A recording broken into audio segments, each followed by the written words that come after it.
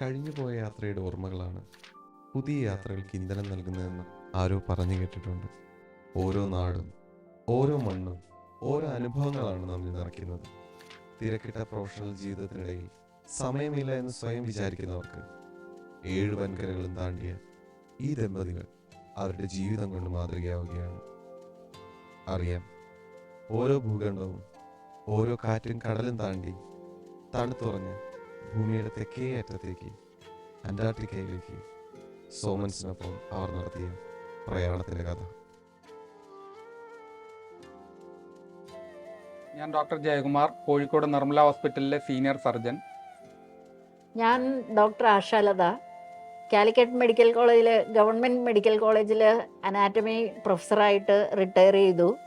ഇപ്പോൾ കോഴിക്കോട് മലബാർ മെഡിക്കൽ കോളേജിൽ അനാറ്റമി വിഭാഗം ഹെഡ് ഓഫ് ദ ഡിപ്പാർട്ട്മെൻറ്റ്. ഞങ്ങൾ 2020 സോമൻസിൻ്റെ അന്റാർട്ടിക്ക ട്രിപ്പിന് ഞങ്ങൾ പോയിരുന്നു. അതിൻ്റെ ഞങ്ങളുടെ വിശേഷങ്ങളാണ് ഇവിടെ പങ്കുവയ്ക്കുന്നത്. ഞങ്ങൾ സോമൻസിൻ്റെ കൂടെ ആദ്യം ഒരു സ്കാൻഡിനേവിയ റഷ്യ ട്രിപ്പ് പോയിട്ടുണ്ടായിരുന്നു. അത് 2019. അപ്പോൾ ഞങ്ങളുടെ കൂടെയുള്ള ടൂർ മാനേജറായിട്ട് നിജോ ജോർജ് ആയിരുന്നു. നിജോ ജോർജ് ആ കൊല്ലം ജാനുവരിയിൽ അന്റാർട്ടിക്ക ട്രിപ്പിന് പോയിട്ടുണ്ടായിരുന്നു. ഇവരുടെ 21 ദിവസത്തെ യാത്രയാണ്. അതിൽ 14 ദിവസം ഷിപ്പിൽ. വയനാട് ചുരം കയറുമ്പോൾ തന്നെ കുറച്ചൊരു തലകറക്കം, നോസിയ ഒക്കെ തോന്നുന്ന ആൾ ഷിപ്പിനകത്ത് എങ്ങനെ ഈ 14 ദിവസം കഴിച്ചു കൂട്ടും എന്നുള്ള ഒരു ചെറിയ പേടി ഉണ്ടായിരുന്നു. പിന്നെ വിചാരിച്ചു ഇതൊക്കെ ജീവിതത്തിൽ ഒരിക്കലും മാത്രം കിട്ടുന്ന ഒരു ചാൻസാണ്. പിന്നെ സോമൻസിൻ്റെ ആളുകളുമായിട്ടൊക്കെ നമുക്ക് എപ്പോഴേക്കും നല്ല പരിചയമായി. അതിനു മുമ്പ് ഞങ്ങൾ സ്കാൻഡിനേവിയ, റഷ്യ അവിടെയൊക്കെ പോയിരുന്നു സോമൻസിൻ്റെ കൂടെ. അപ്പം നല്ല ഒരു എക്സ്പീരിയൻസ് ആയിരുന്നു സ്കാൻഡിനേവിയ, റഷ്യ. അപ്പോൾ അതേ ടൂർ മാനേജറാണ് വരുന്നതെന്നും കൂടി അറിഞ്ഞപ്പോൾ ഒന്നുകൂടി ഇൻട്രസ്റ്റായി.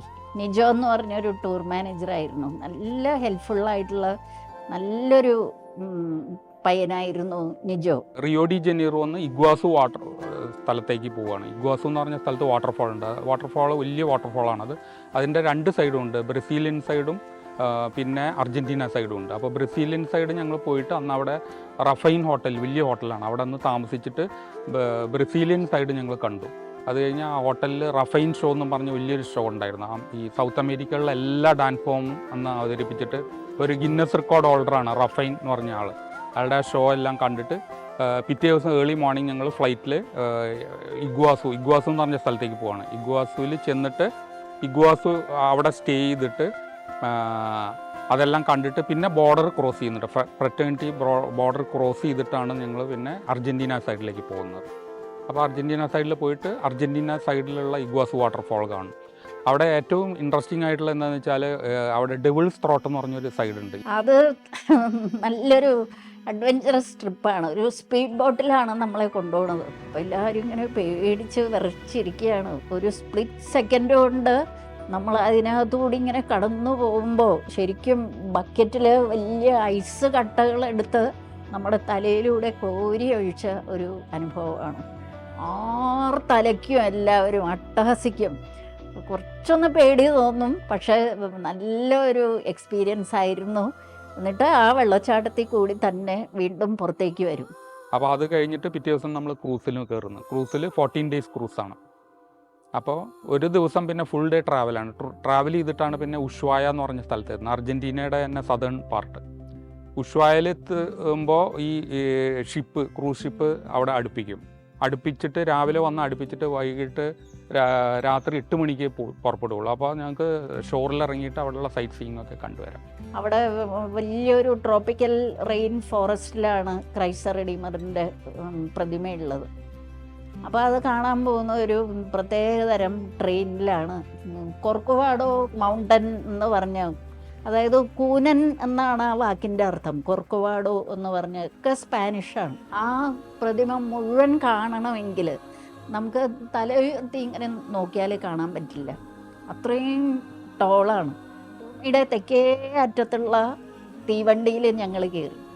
ഭൂമിയുടെ തെക്കേ അറ്റത്തുള്ള പോസ്റ്റ് ഓഫീസിൽ ഞങ്ങൾ പോയി. പോസ്റ്റ് ഓഫീസ് എന്ന് പറഞ്ഞാൽ ഒരു ചെറിയ സ്ഥലമാണ്, ചെറിയൊരു മുറിയാണ്. അവിടെ പോസ്റ്റ് മാസ്റ്റർ ഉണ്ട്. അതൊരു കമേഴ്ഷ്യൽ ആക്ടിവിറ്റിയാണ്. നമുക്ക് അവരവിടെ സ്റ്റാമ്പ് പതിച്ച് തരും. അവർ നമ്മുടെ പാസ്പോർട്ടിൽ $5 കൊടുത്തു കഴിഞ്ഞാൽ അവിടെ നമ്മൾ എത്തി എന്നുള്ളതിൻ്റെ ഒരു സ്റ്റാമ്പ്, പാസ്പോർട്ടിൽ ഒരു സ്റ്റാമ്പ് ചെയ്യും. അതെല്ലാം കഴിഞ്ഞിട്ട് ഞങ്ങൾ പിന്നെ തിരിച്ച് അന്ന് വൈകിട്ട് ഷിപ്പിൽ കയറും.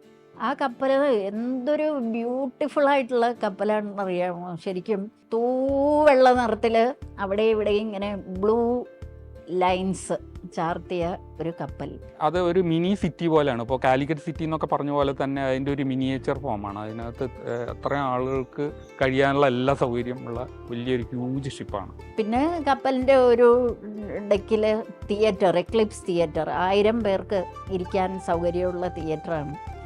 അതിനകത്ത് കയറി കഴിഞ്ഞാൽ നമ്മൾ ഷിപ്പിനകത്താണോ ഇരിക്കുന്നതെന്നുള്ള കാര്യം പോലും മറന്നുപോകും. പിന്നെ നമ്മൾ അന്റാർട്ടിക്കയിൽ എത്തുന്നതിന് മുമ്പ് എന്തെല്ലാം വസ്ത്രം ധരിക്കണം എന്നുള്ളതിനെ പറ്റി ഒരു ക്ലാസ് ഉണ്ടായിരുന്നു. നമുക്കൊരു 5 ലെയർ 6 ലെയർ ഡ്രസ്സ് വേണം. ഇത്രയും തിക്കായിട്ടുള്ള ഡ്രസ്സ് ഇട്ടതുകൊണ്ടൊന്നും വലിയ കാര്യമില്ല, എത്ര ലെയർ ഇടുന്നു എന്നുള്ളതാണ് പ്രധാനം. അന്റാർട്ടിക്കയിൽ നമ്മൾ പോകുന്ന ട്രാവലേഷൻ അതൊരു പ്രൊട്ടക്റ്റഡ് സോൺ ആയിട്ടാണ്. അന്റാർട്ടിക്ക ട്രീറ്റി എന്ന് പറയുന്നുണ്ട്. എത്ര 60ഓളം കൺട്രീസ് സൈൻ ചെയ്തൊരു ട്രീറ്റി ഉണ്ട്. അതായത് അന്റാർട്ടിക്ക പൊള്യൂട്ട് ചെയ്യാൻ പാടില്ല, അവിടെ ട്രാവലേഴ്സിന് എൻട്രി ഇല്ല, നമ്മൾ പോകുന്ന ഷിപ്പിൽ തന്നെ ഇരിക്കണം എന്നാണ്. അവിടെ എൻട്രി ഉള്ള ആളുകൾ, ഈ റിസർച്ചിന് പോകുന്ന സയൻറ്റിസ്റ്റ്, അങ്ങനെയുള്ള ആളുകൾക്ക് മാത്രമേ അവിടെ ഇറങ്ങാൻ പാടുള്ളൂ. നമുക്ക് അവിടെ ഇറങ്ങാൻ പാടില്ല. നമുക്ക് പാരഡൈസ് ബേ എന്ന് പറഞ്ഞ ഹാർബറിൽ ഞങ്ങൾ എത്തി, പക്ഷേ നമുക്കൊന്നും പുറത്തിറങ്ങാൻ പറ്റില്ല. ആ ഷിപ്പിനകത്ത് തന്നെ ഇരുന്ന് കാഴ്ചകൾ കാണുക. പിന്നെ ഫുഡ് ഐറ്റംസ് ഒന്നും പുറത്തിടാൻ പാടില്ല, സാധനങ്ങൾ വേസ്റ്റ് ഒന്നും പുറത്തിടാൻ പാടില്ല. അങ്ങനെ കൺട്രോൾഡ് എൻവയോൺമെൻറ്റാണ്. ഈവൻ ഷിപ്പിൽ ഉപയോഗിക്കുന്ന ഡീസൽ വരെ പ്രത്യേക ടൈപ്പ് ഡീസലാണ്, അത് പൊള്യൂട്ട് ചെയ്യാൻ പാടില്ലാത്തതുകൊണ്ട്. അങ്ങനെ കാഴ്ചകളൊക്കെ കണ്ട് എല്ലാവരും ഇൻട്രസ്റ്റോടെ ഇങ്ങനെ നിൽക്കുമ്പോഴാണ് പെട്ടെന്ന് ഇങ്ങനെ ഒരു പൂക്കുറ്റി വെള്ളത്തിൽ, ഹംഡൻ. അപ്പോഴേക്കും എല്ലാവരും വിളിച്ചു പോകാൻ തുടങ്ങി. വെയിൽസ് വെയിൽസ് എന്നും പറഞ്ഞിട്ട് എല്ലാവരും വിളിച്ചു പോകാൻ തുടങ്ങി. നോക്കിയപ്പോൾ കപ്പലിൻ്റെ ചുറ്റും വെയിൽസ് വന്ന് നിരന്നു. ആരാണ് ഈ വന്നിരിക്കണത്, എന്ത് ജീവിയാണ് ഈ വന്നിരിക്കുന്നതെന്ന് അറിയാനുള്ള കൗതുകം വെയിൽസിന്. റിപ്പബ്ലിക് ഡേയുടെ തലേ ദിവസമാണ് പാരഡൈസ് ബേയിൽ എത്തുന്നത്. ഞങ്ങൾ ഭക്ഷണം കഴിക്കാൻ റെസ്റ്റോറൻറ്റിൽ പോയി കഴിയുമ്പം ടുഡേ ഈസ് ഓസ്ട്രേലിയാസ് റിപ്പബ്ലിക് ഡേ എന്ന്, ഓസ്ട്രേലിയ ഡേ എന്ന് പറഞ്ഞു വന്നത്.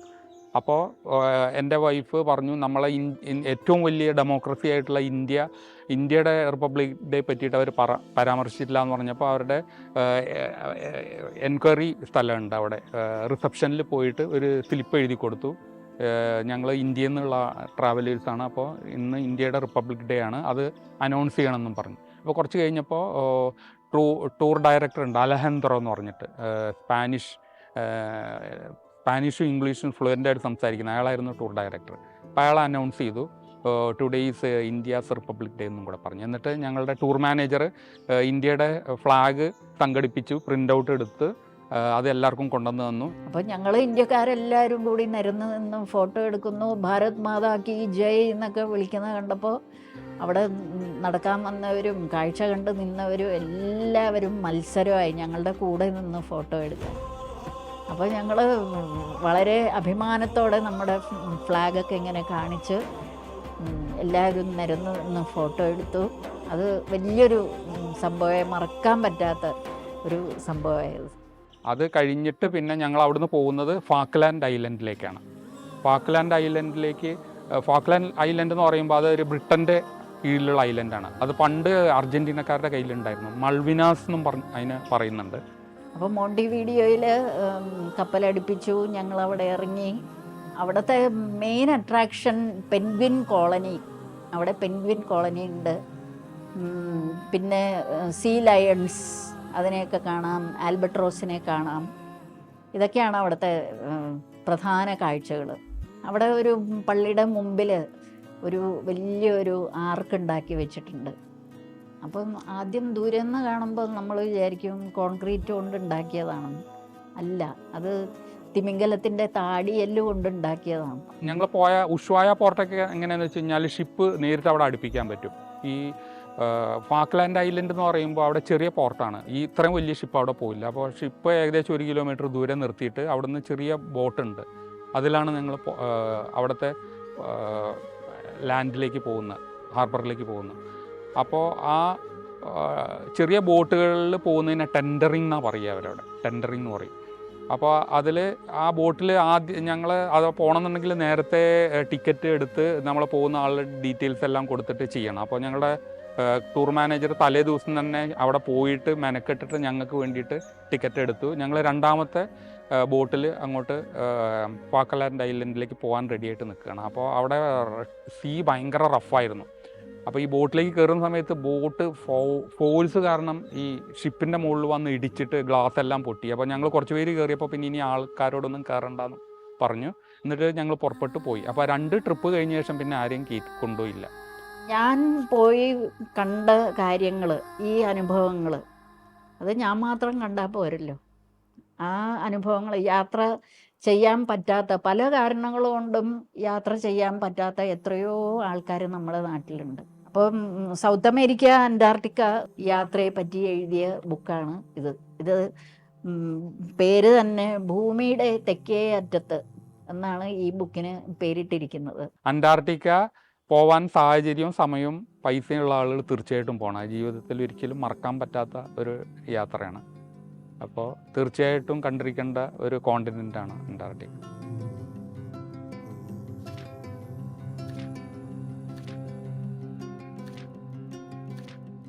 യാത്രകൾ അവസാനിക്കുന്നില്ല. ലോകം കാത്തിരിക്കുകയാണ് നിങ്ങൾക്കായി. വരൂ, ലോകം നിങ്ങളെ കാണട്ടെ.